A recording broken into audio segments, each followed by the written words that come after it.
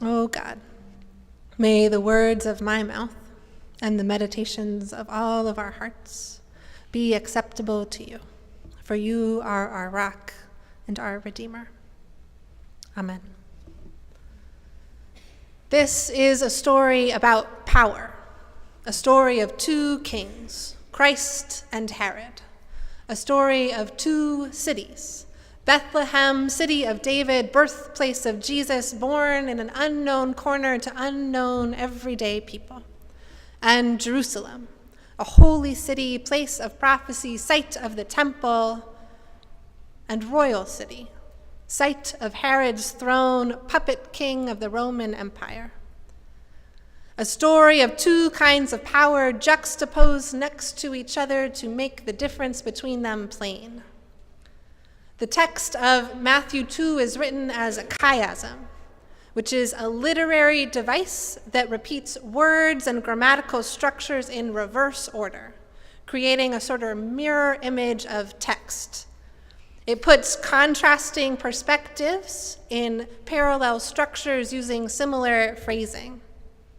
The author here in Matthew is using it to juxtapose the very different powers at play in the story, with the Magi right in the middle, discerning what power they will pay homage to. The text starts out in the time of King Herod. Herod the Great ruled from 37 to 4 BCE/CE, and he was a violent, volatile demagogue whose despotic rule was marked by security measures that limited the lives and freedoms of the people he ruled over. He was a deeply insecure ruler. He used secret police to monitor and report on the public's feelings about him. He suppressed protests through violent and coercive means. He spent lavish sums on building projects, funded by a tax system that heavily burdened the Judean people. And he held his power with a violent anxiety, the smallest threat triggering a murderous response. And the smallest threat arrived in the form of a newborn baby.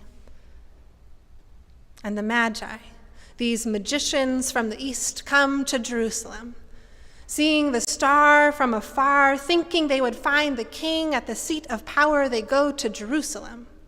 They visit Herod, and assuming that he is in charge, they ask him, "Where is the child who has been born king of the Jews? For we observed his star in the east and have come to pay him homage." But Herod did not know about any child king. He hears a threat to his power and becomes frightened, the ruler of a whole people, trembling at the news of an infant.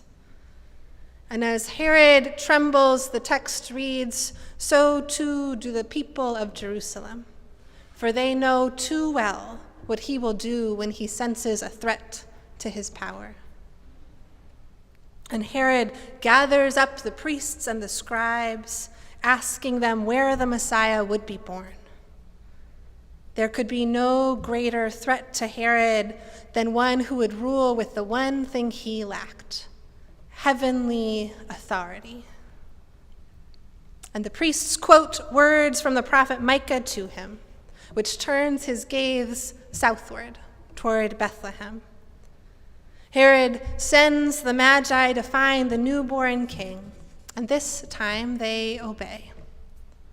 The Magi approach Bethlehem and the child, and there, overwhelmed with joy, they kneel down, paying homage to the Christ child, offering their gifts. These Magi, these men from the east, they were powerful men. Some accounts say they were kings, and they bowed down, fell prostrate. They worshiped at the feet of a peasant child, an infant. The wisdom in them pointed them toward the manger as the locus of power, toward the infant's mother who sang not so long before of the hungry being filled and the rich sent away empty, of a God who deposed the powerful from their thrones and lifted up the lowly. At the sight of this fragile, tender child, there these kings worshiped.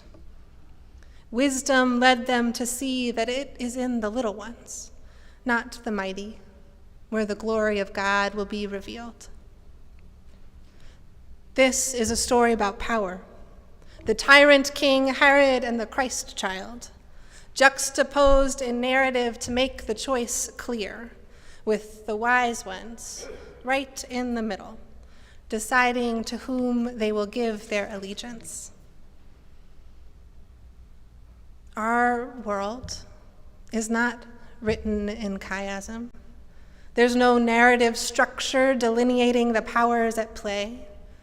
Far more gray areas and ambiguity than this story of the wise ones, the ones who deceived and disobeyed Herod. Our lives are not always written with such obvious good guys and bad guys. And yet, it is here, in our real lives, where the question of the wise one falls to each of us. To whom will you pay homage?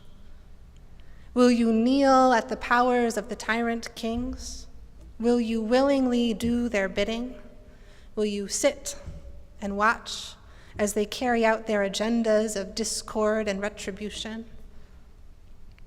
Or will you kneel down, lay prostrate, present your gifts to the Christ child? Will you willingly disobey direct orders from on high when you know they will threaten the vulnerable? Will you lay your gifts at the feet of the only king worthy of your worship, not the mighty one on the throne, but the baby in the manger?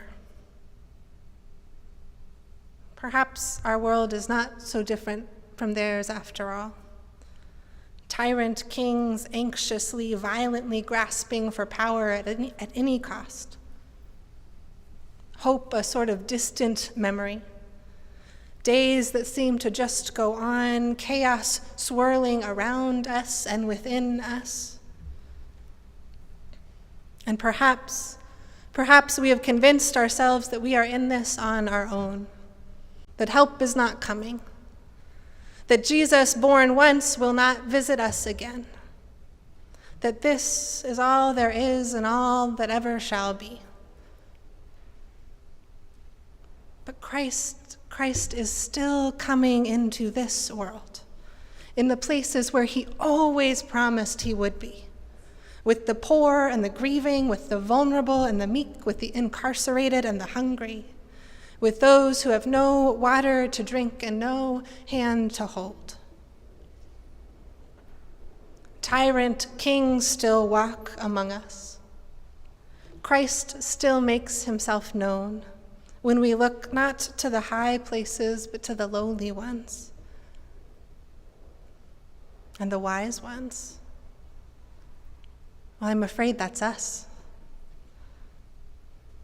Us every day, poised with a choice, and choosing every day to whom we will pay homage, choosing every day where we will lay our gifts, choosing every day which power we will answer to, choosing every day to allow tyrant kings to reign with impunity or daring to interrupt their plans.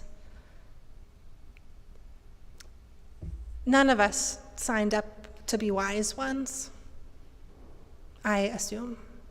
None of us auditioned for such a role, but here, church is where we find ourselves, and the choices are ours.